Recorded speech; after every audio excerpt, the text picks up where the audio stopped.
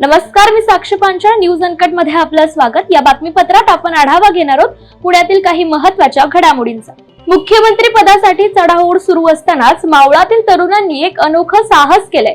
अजित पवार महाराष्ट्राचे मुख्यमंत्री व्हावे यासाठी तरुणांनी 80 फूट उंच कड्यावरून बॅनर झळकावले. सोबतच मावळचे आमदार सुनील शेळके यांना मंत्रिमंडळात स्थान मिळावं अशा आशयाचे 30 फुटाचा बॅनर नागफणी कड्यावर झळकावण्यात आलाय आणि या बॅनरने सर्वांचंच लक्ष वेधलंय. पुण्याच्या वाचन व शैक्षणिक संस्कृतीला बळकट करण्यासोबतच जगात पुण्याची एक नवीन ओळख करायच्या उद्देशाने राष्ट्रीय पुस्तक न्यासाच्या वतीने 14 ते 22 डिसेंबर 2024 या कालावधीत पुणे पुस्तक महोत्सव फर्ग्युसन महाविद्यालयाच्या प्रांगणात संपन्न होतोय. या महोत्सवात पुणेकरांनी मोठ्या संख्येत सहभागी होण्यासाठी शांतता पुणेकर वाचतायत या अनोख्या उपक्रमाचं येत्या 11 डिसेंबरला दुपारी 12 ते 1 या वेळेत आयोजन करण्यात आलंय. वाचनासाठी प्रेरणा इतरांनाही द्यायची असं आवाहन पुणे पुस्तक महोत्सवाचे मुख्य संयोजक राजेश पांडे यांनी दिलंय. कात्रज चौकात उड्डाणपुलाचं काम सुरू आहे, त्यामुळे कात्रज येथे असणाऱ्या पीएमपीच्या बस स्थानकांमध्ये तात्पुरत्या स्वरूपात बदल करण्यात येणार आहे. आज रात्री 12 पासून हा बदल होणार असल्याची माहिती पीएमपी प्रशासनाने दिली आहे. कात्रज कोंढवा रस्ता बस स्थानकावरून सुटणाऱ्या बस क्रमांक 140 अ, 188, 209, 291, K16 व AP2 या मार्गाच्या सर्व बसेस राजस सोसायटीच्या चौकातून सुटतील. राज्य परिवहन महामंडळाच्या ताफ्यातून शिवशाहीचा प्रवास आता संपणार आहे. वाढत्या अपघाताच्या पार्श्वभूमीवर एसटी प्रशासनाने शिवशाही बसची सेवा थांबवण्याचा निर्णय घेतलाय.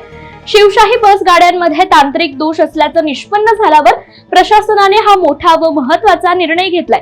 शिवशाही बसच्या अंतर्गत व बाह्य रचनेत आवश्यक तो बदल करण्यात येणार असून त्याचे रूपांतर साध्या अर्थातच लाल परी बस मध्ये होणार असल्याची माहिती एसटीचे वरिष्ठ अधिकाऱ्यांनी नाव न छापण्याच्या अटीवर दिली आहे.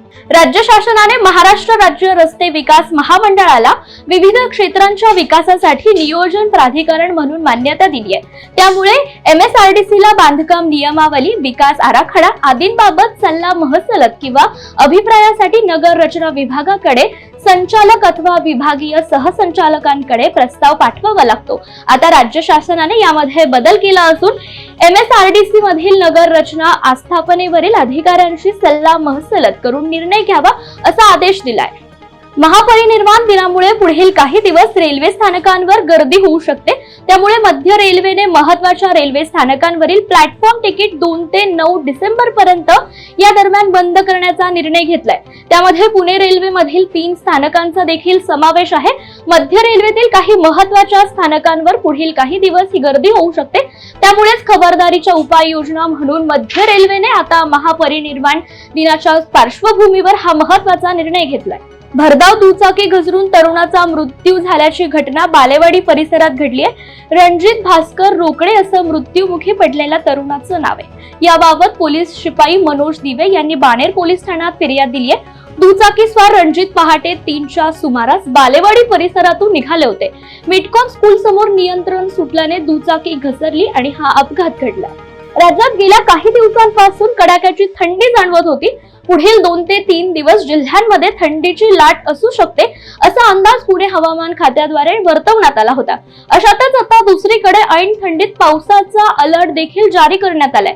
फिंगल चक्रीवादळाचा धोका कमी झाला असला तरी त्याचे परिणाम अजूनही हवामानावर दिसून येत आहे. या बातमीसह वेळ झाली पुणे कनेक्ट मध्ये. इथेच थांबायची. पाहत रहा न्यूज अनकट.